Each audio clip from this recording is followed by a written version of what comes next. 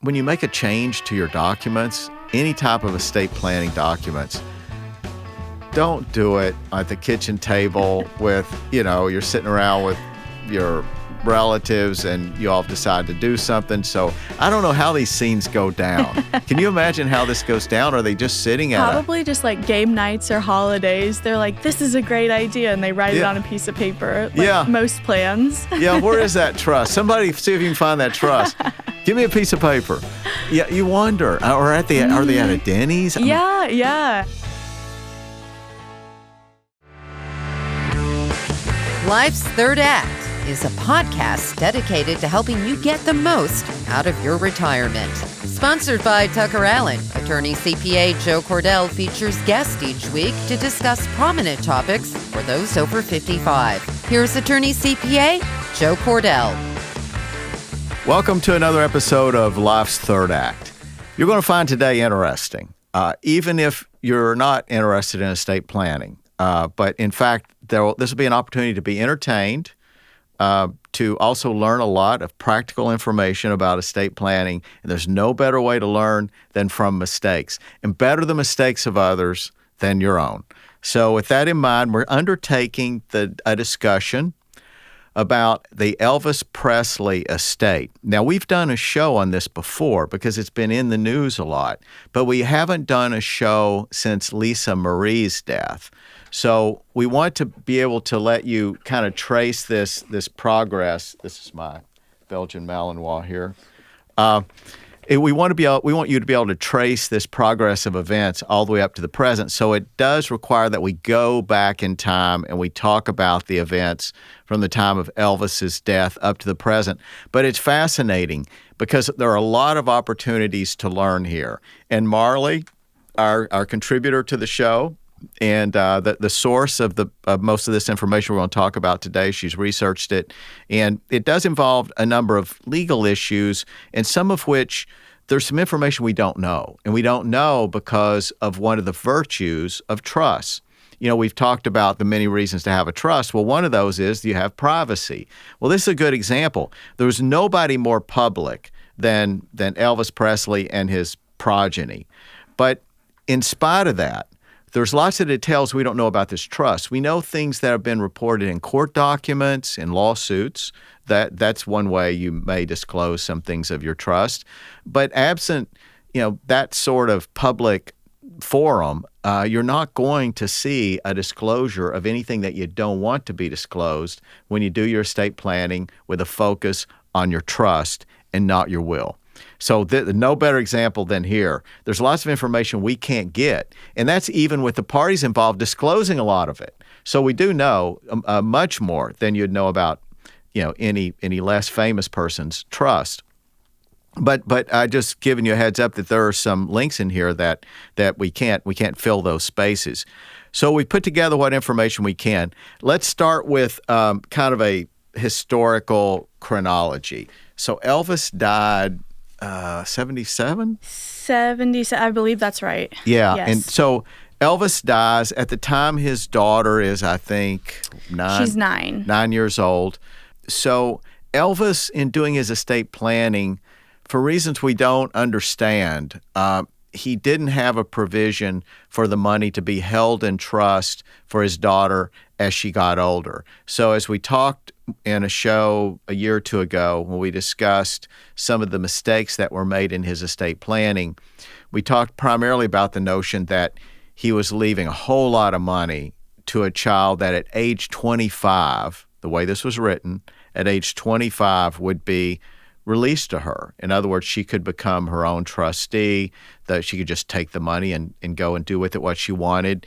And that's something that if Elvis could have known, perhaps he figured there's no way he would die as young as he did. And that is unusual. He was in his 40s. Mm-hmm.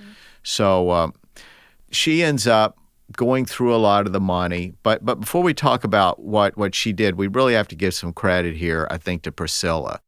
Strong roots are essential for a healthy tree, especially your family tree. That's why you work hard to take care of your family every day. At Tucker Allen, we know that taking care of your family means planning for the future.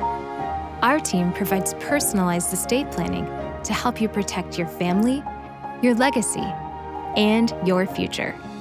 From wills and trusts to long-term care and estate planning, count on Tucker Allen, personalized estate planning made simple.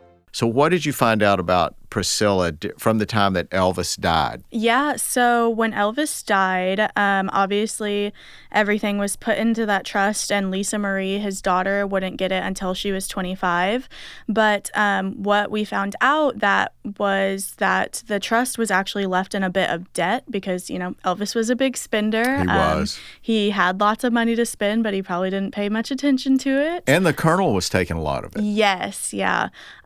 So whenever he died, it was left in debt, and Priscilla was actually credited with pulling it out of that debt. She took over Graceland. She executed EPE, Elvis Presley Enterprises, and she made a lot off of Graceland, making it a tourist attraction. They pull in now about $10 million a year, and she pulled that whole trust out of debt for her daughter. And, there was no precedent for that at the time. If you think about the value of famous people's estates when they die, and go with musicians, and there have been, of course, rich and famous musicians, but no one had seen a phenomenon where you end up with an industry that follows for decades and continues as we speak of that sort of interest in somebody who's gone. There wasn't really a precedent for that. Mm-hmm. You can think of famous people who their estates continued to be popular in some way. So I'm sure there's money made. For example, Hank Williams was an example of that. Buddy Holly died young, but there's nothing like Elvis Presley phenomenon. So the idea that his estate, which as you described in direct monetary terms, was not worth that much at his death. Yeah, there was not a whole bunch of liquid cash flow. It was all tied up in a lot, and I just don't think that anybody expected it to be that way. Yeah, and I think that's it. I think that no one could foresee Elvis's drawing power over decades. Mm. So he wasn't somebody that faded, really. I'm sure he will, but there's not much sign of it now. Even here we are in the 21st, second decade, third decade of the 21st century. So I think that part of the problem was no one foresaw the magnitude. But Priscilla, to her credit, she rolled up her sleeves. There was someone else that she brought in to work with as trustee, a co-trustee, and she managed to have that estate worth $100 million. Yeah, by the time Lisa inherited it. Yeah, and that was 93. Mm-hmm. So Lisa, imagine, Lisa's 25 years old. She's getting something worth $100 million. Yeah, she wasn't Taylor Swift, let me tell you. So I would entrust $100 million to Taylor Swift when she was 18. But this, she made a lot of bad decisions. She had several marriages. Michael Jackson was one, wasn't he? Yeah, that's correct. Michael Jackson was one. I can't remember the name of her other husband, but when they split up in 2004 was when she sold part of the estate. Okay, so this is an important point. So Lisa had gone through a lot of money, and she was living the good life, and she reaches a point where the money's getting tight, and this became the subject of a lawsuit that's going to come later. We'll talk about that in just a minute. But apparently the value of the estate, there was a cash crunch more than anything else, right? That's correct. They needed available liquidity. So the financial planner at the time, and now remember, we should make a note here. Lisa Marie, though she had complete access to the money, she did create a trust. It's called the Promenade Trust, and she created that in 93 when she got the money. Well, don't confuse this as a constraint on her ability to spend the money. I mean, she created a trust. I'm sure at the time that she was told she was going to get this money, the lawyer said to her, look, you've got to set up a trust. I'm sure they gave her good reasons for that. She did, to her credit. She sets up the trust. It's called Promenade Trust. But this trust is not a constraint on her. Mm-hmm. She's the grantor of the trust, the creator. And the money and the assets did go into that trust at that time, which provided various, tax and perhaps asset protection provisions. But anyway, so Lisa goes on. She's spending money. The trust is still in existence, but no longer constrained. And she comes to a point where cash flow's tight. And who's the person that was managing her, or that she had as a financial advisor? Yeah, so in 2003, she hired Barry Seigel, I believe. I don't want to say he was like specifically her financial advisor. He was kind of like a manager of the estate, but I think she trusted him enough to take advice from him, because when she also created that trust, her mom Priscilla stepped out of owning Graceland, and she became the sole owner of it. So I think she was probably just, looking for somebody with advice, and she didn't want to take it from her mom because she's 25, 26, 27. Nobody listens to their mom then, especially when it comes to money. So I think that was her doing all of that. So she did make some good decisions. Yeah. I think that they were well-intentioned, but I don't think that they worked out the way that she thought they would. No, but it is good that I'm sure those around her said you need somebody to a business manager to manage the assets. So she chooses this guy, Siegel. So if we fast forward to 2004, was it? 2004, that's correct. And so at this time, Barry comes to her, Siegel, the guy managing the assets. He comes to her and says, we have cash flow issues. I think that he later said that she had bought a jet and she had done other things that, when we were 25, maybe we'd have done that if we had that much money. So he suggests she sell 85% of the trust interest in what's called EPE. That's what you see the way it's reported in the court documents. And that's Elvis Presley Enterprises. We don't know the details of everything that was included in that. We know it did not include everything. We know it didn't include Graceland.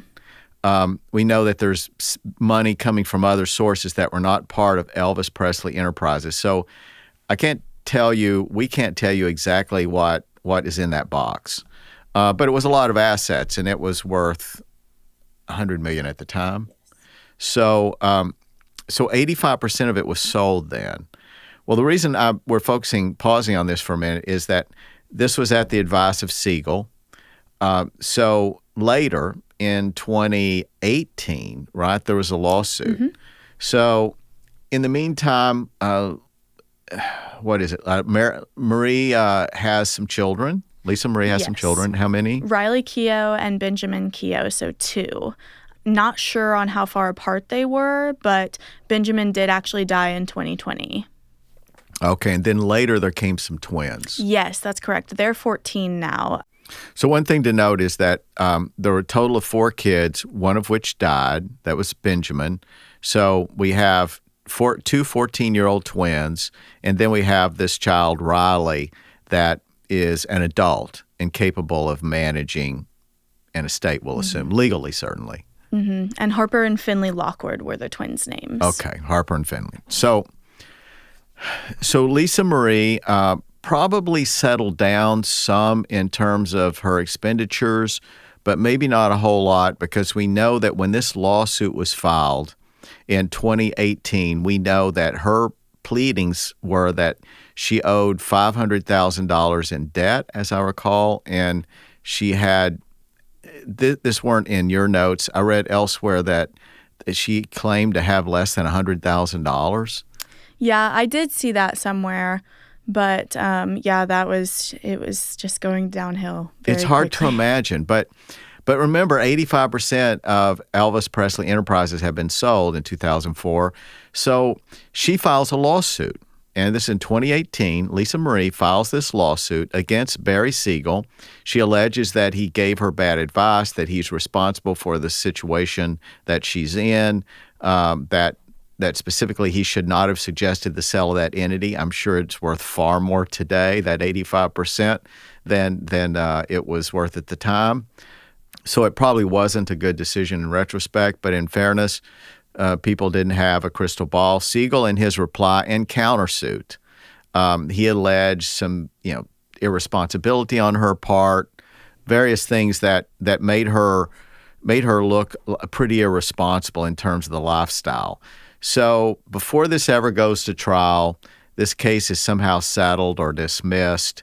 It's not clear who paid who. I think it was kind of just them going at each other. I know in Lisa Marie's lawsuit also, she alleged that Barry was paying her mom Priscilla a salary even when she wasn't part of EPE anymore or Graceland. So I'm sure it got all settled between the three of them, and just nothing ever really came from it. Yeah. Well, I'd like to think that mom and daughter had a good relationship. Me too. And I think that they probably just had some issues with the financial stuff. And I think at this point in these lawsuits also, which I think is why they got dropped, is there wasn't a bunch of evidence for anything. So she might have just been saying things at that point because she was upset and frustrated with Barry. Yeah. And we can't fully explain either how the value of the estate declined so much and then sprang back, because as we go forward now, so this lawsuit is dismissed. So we're going to go forward to the time of Lisa Marie's death. She was age 54. She died this year, what? In January. In January. So this estate, at the trust assets, we'll say, was worth around $400 to $500 million is estimates. I don't think anybody knows for sure because they don't know the details of the contents of the trust, but it's worth a ton of money. And one way to explain part of that is, remember, Graceland was not part of Elvis Presley Enterprises. So we have a report that shows that it throws off $10 million a year. And if that's net, then that means that asset could very well be worth $200 million if a 5% rate of return, pretty steady, reliable return. So you may have $200 million there. And you mentioned there was that this movie could have generated a ton of money. Yeah, so there was the Elvis movie with Austin Butler. I'm not sure if we're all familiar with him, but he came from Disney. It was actually released in 2022, and he actually won an award for it right before she passed. But I know that they still held the rights to Elvis Presley's name, and so they probably made a lot off of that. And also, there's a Priscilla movie coming out. I believe it's sometime this year, so I'm sure that Priscilla could have sold the rights to her name and placed some of it back into the trust, and anything like that could have happened. Okay. So the good news is that according to these pleadings in 2018, the value of the assets of this trust, remember that Lisa Marie created. She created a trust when she got the money in 93. Those assets sprang to, that's an incredible rate of return. But if those pleadings were correct, she still owned at the time Graceland. So the pleadings may have understated her assets at the time, but it clearly was in the interest, I think, of both sides to dispose of this trust. Maybe Siegel didn't give her the best advice at times, but clearly Lisa Marie wasn't doing anything to contribute to the value of this trust. Now, it's true she's not supposed to be the expert on what to invest in. That's what she paid Siegel for. But on the other hand, he can't prevent her from squandering the principal and the various assets. So who knows? But at least that was dismissed. So we come to the point where there's an estate in January. Lisa Marie is gone. She's left behind these three children we mentioned, one, Riley, who's an adult, and then these twins who are age 14. Harper and Finley. And Priscilla's still living? Priscilla's still alive. And she's how old? She's 78. 78. I guess she didn't think she would outlive I don't Elvis think as so well at all. as. Yeah. Yeah. So, but the good news is that there is money that can be distributed. But what created a lot of complication early on in this estate was apparently, unbeknownst to many, was an amendment to the trust. They called it a restatement of the trust, occurred in 2016. Now, Lisa Marie did this. We don't know the details of whether a lawyer was involved. We can say this. We can say that there were no witnesses to the signatures on this document, nor was it notarized. This raises some red flags. So the changes to it, tell us what the changes were. Yeah, so the changes were that she wanted Priscilla Presley and Barry Siegel removed as co-trustees, and then she wanted to go ahead and replace them with both of her children, Riley and Benjamin. What's interesting, though, is that they made it that far as the trustees of this trust. Mm-hmm. Now, remember, I'm repeating this because I want this to be clear. Lisa Marie was not subject to their control because Lisa Marie created this new trust.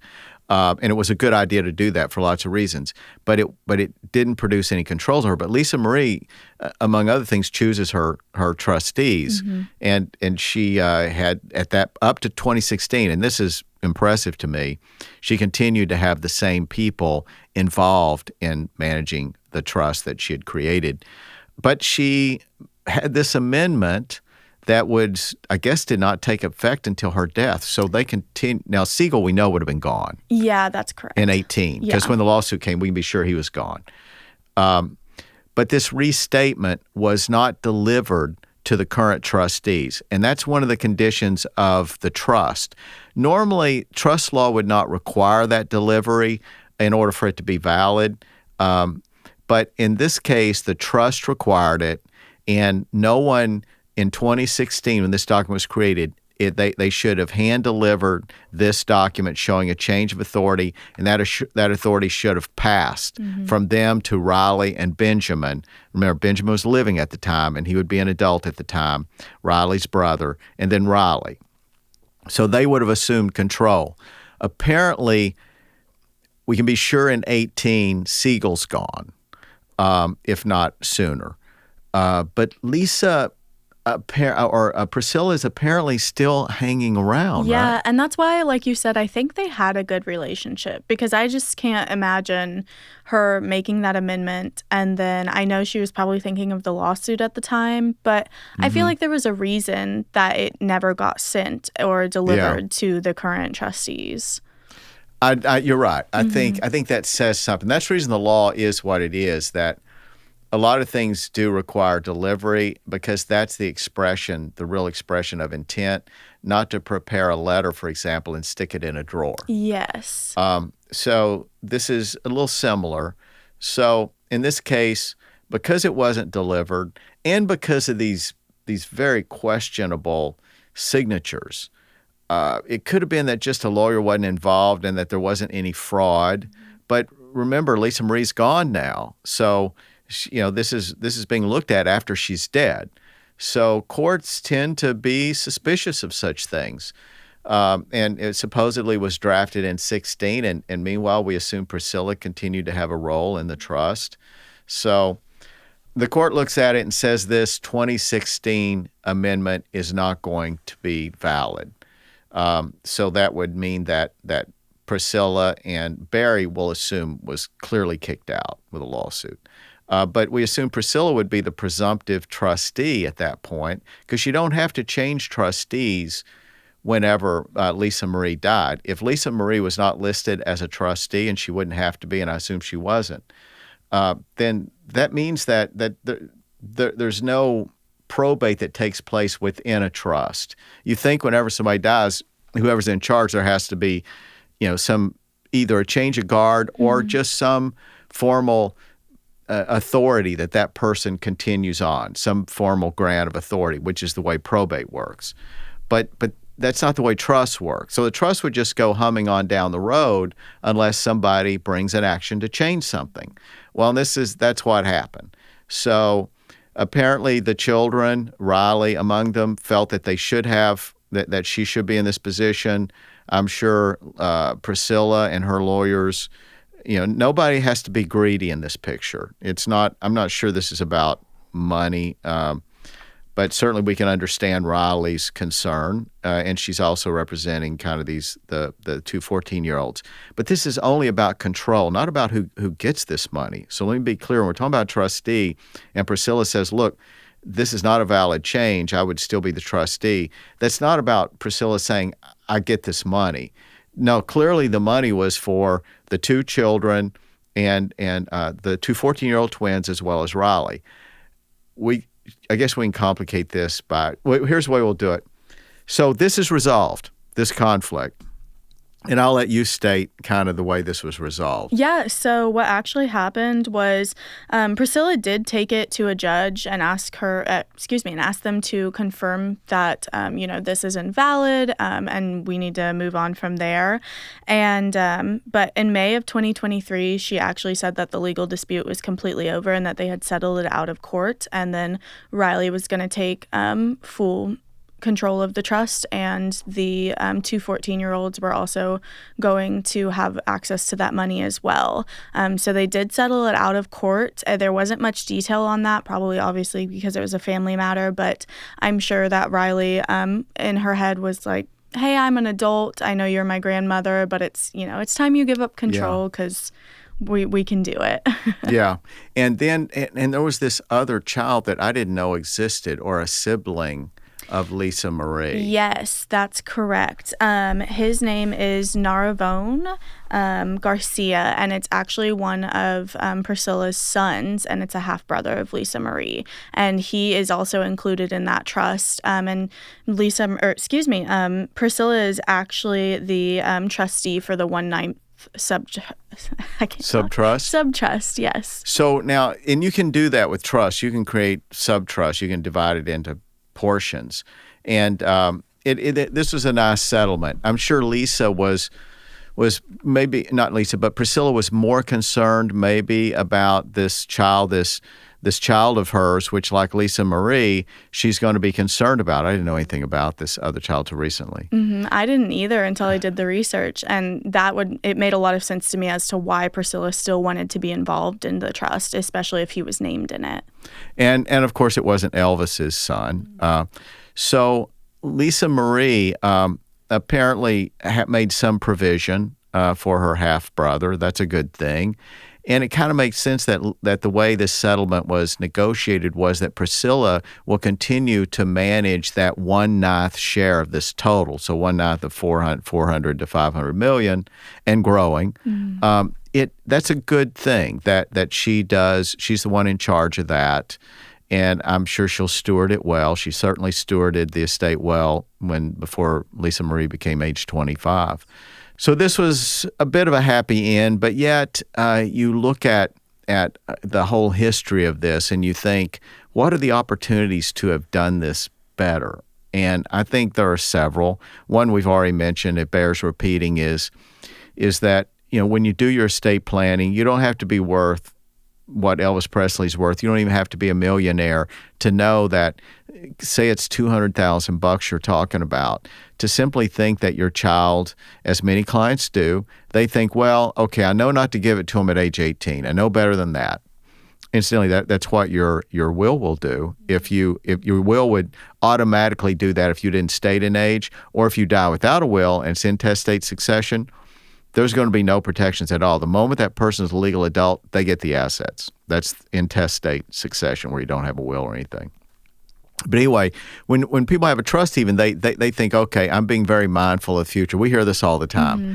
So I'm going to say my son or daughter will not get it until they're age 30.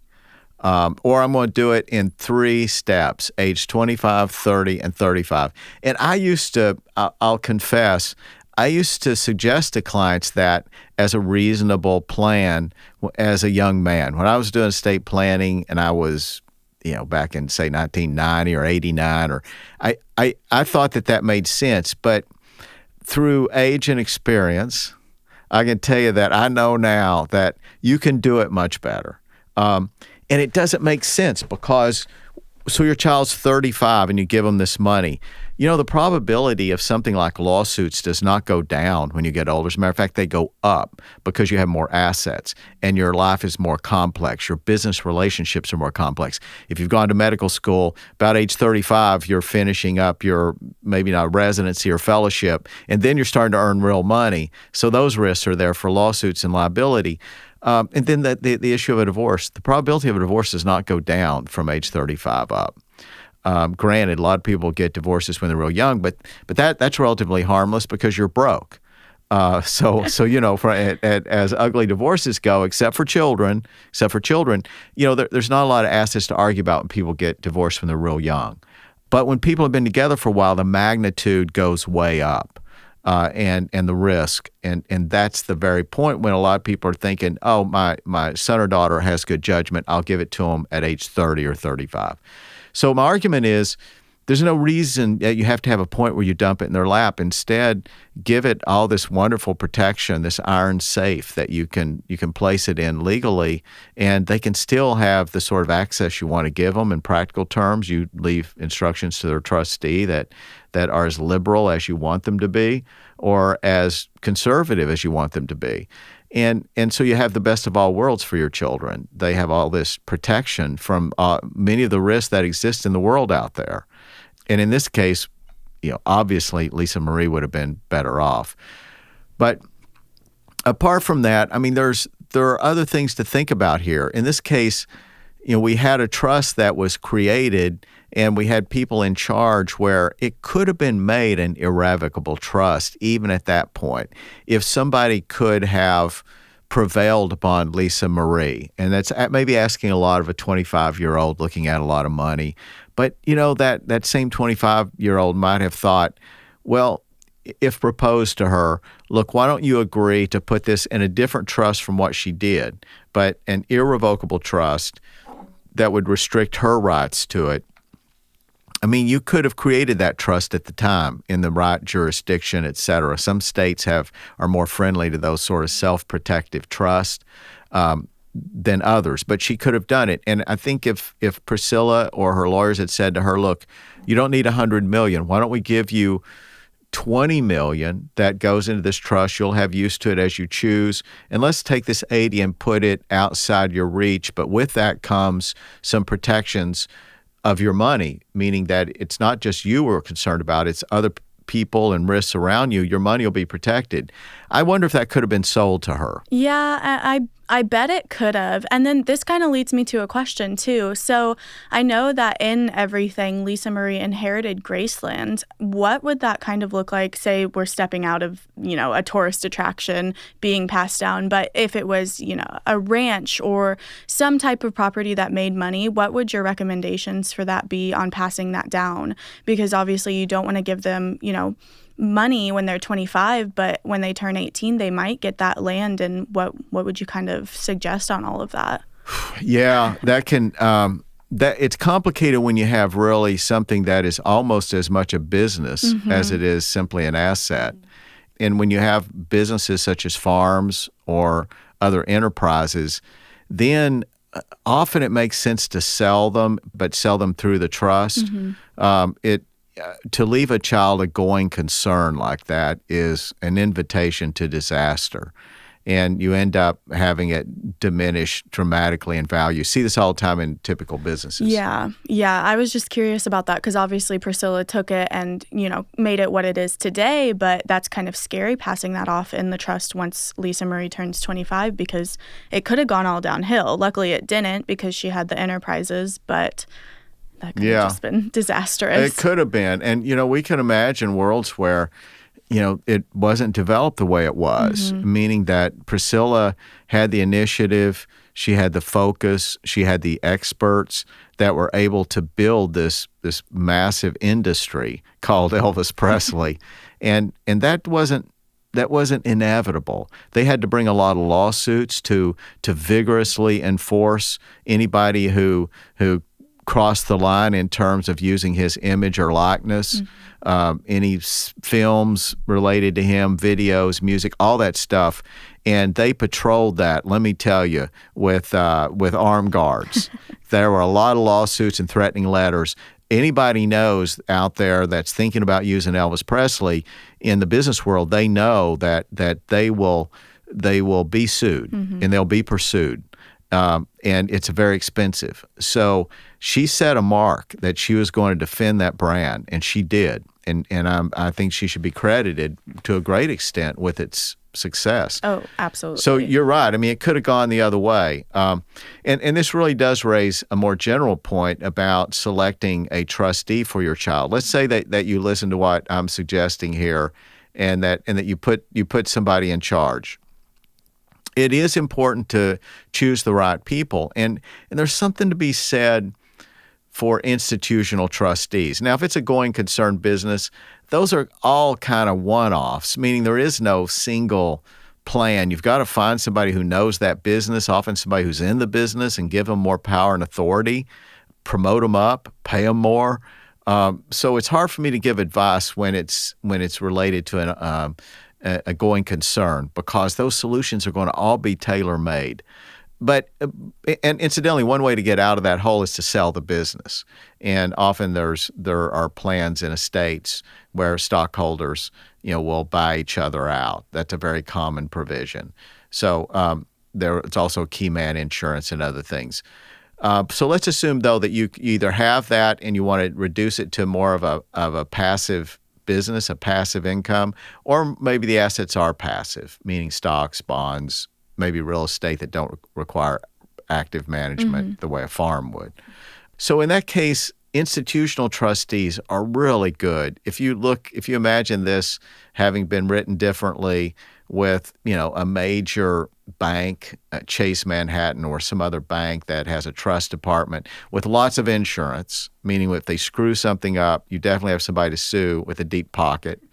That's important. But you just have that professionalism where they're determined to dot I's and cross T's and do things correctly. I think Lisa Marie's entrepreneurship was necessary for those first, from age, Lisa Marie being age 11 to 25. I think during that period of time, her entrepreneurship was essential. Yes. So we'll assume that our client situations might be different. And in that case, it's not right for everybody. You may have a brother-in-law or a sister-in-law or somebody who is an accountant or who has just good management judgment that you might entrust with this role. But depending on how much money you're talking about, it may make sense to think about an institutional trustee. It's not a cold alternative as some people think it is. They perceive it as being very impersonal. But believe it or not, these trust departments can be very personalized. It's almost like a concierge service. It depends on the amount of money and how much you're wanting to pay, because it can be anywhere from less than 1% is your cost of having that sort of care, expertise, all that, protection, to as much as a couple of percentage points, or maybe sometimes just a little bit more. But remember what you're getting, what you're paying for when you do that. So I see so many ways that this could have been a smoother ride, but in a way it still has a happy ending because it's not all gone. There's still a lot of money there. I think this trust that will be in place now will be better. Of course, we've not read it, but I suspect it's going to be better. We know that Lisa Marie had the benefit of her experience, and hopefully she learned from that in terms of this trust. So that's an important issue. Another thing I would mention as we wrap up here is when you make a change to your documents, any type of estate planning documents, don't do it at the kitchen table with, you're sitting around with your relatives and you all have decided to do something. So I don't know how these scenes go down. Can you imagine how this goes down? Are they just sitting at Probably just like game nights or holidays. They're like, this is a great idea. And they write it on a piece of paper, like most plans. Where is that trust? Somebody see if you can find that trust. Give me a piece of paper. Yeah, you wonder. Or are they at a Denny's? Yeah. And I know in school, even in high school, nobody talks about wills or trusts. So when you get out, you just think it's a piece of paper that you write down your wishes on. Yeah. So. Yeah, I think there is that idea that all you need to do is write it down and sign it. And we know from a lot of experience that estate planning is fraught with fraud and mischief. And so there's lots of rules to head that off. Now, trusts, granted, they don't have to be witnessed in the same way that a will does. A will, if you're missing a witness, depending on the state, you have to have, some states require 3 witnesses, and they require everybody to be in the room at the same time. So it's not enough for you to have left the room. And there's transcripts from trials where someone has been questioned about where they sat, and where you sat, could you see this person sign? How could you see this person sign the paper where you're sitting? And so it can become that technical about the rules of execution. So execution is a legal word. Execution refers to the very complex sort of rules about the way you sign a will for it to be valid. And we haven't mentioned the notary. The notary, too, has to be there to witness that, as well as to witness the witnesses witnessing. So anyway, good news is trusts don't have that level of requirement. But when you don't have notaries and you don't have witnesses and you have this suspicious-looking document, then a judge is entitled to have some distrust. And when you throw in it wasn't delivered. It'd be different if it were delivered. Then while Lisa Marie's alive, we know that she sort of ratified it because it was delivered while she's alive, and anyone could have come to her and complained, and she could have said, "Oh no, I didn't mean that." Yes. So that is a built-in check in a lot of ways with trust. Unlike wills, with trusts, one of the things that you have going for it in litigation, the reason litigation is a little harder in trust, it's not like wills where the person can't speak, they're dead, and there's this argument about who said, he said, she said. But with trusts, generally they go in place immediately, unless a testamentary trust. Then it's the same problem. It doesn't come into existence except through the will. So, but if you create a trust while you're alive and you kind of live with it, like a year goes by, 10 years, 15, in this case, 20 years goes by. So the behavior of the parties are such that if the person's still alive who created it, they've ratified it because people have been operating under those rules with their consent. That doesn't happen when you don't deliver this change. This change was made, wasn't delivered, wasn't implemented. So lesson there is be sure, go to a lawyer. Please, just go to. It sounds like I'm pushing legal business.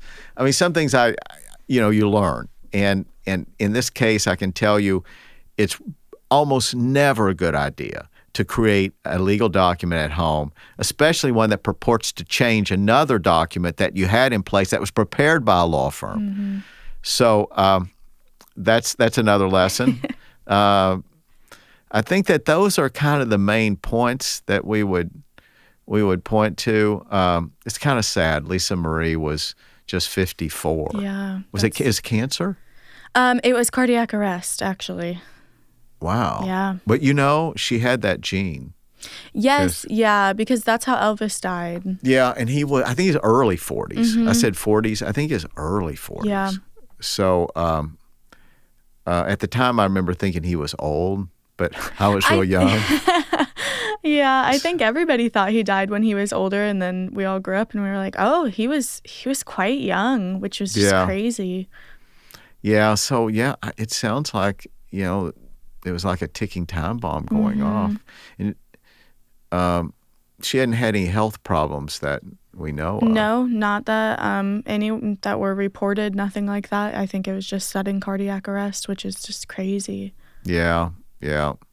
So this topic was pretty meaty. What do we have, 42 minutes? Justin, are we on schedule? Perfect schedule? He said that he had timed it just for this very minute. So we thought that this was something that'd be of interest to you, but also would be a chance to talk about some opportunities to learn. So we hope that it's been that for you. Until next time, this has been another episode of Life's Third Act. Take care.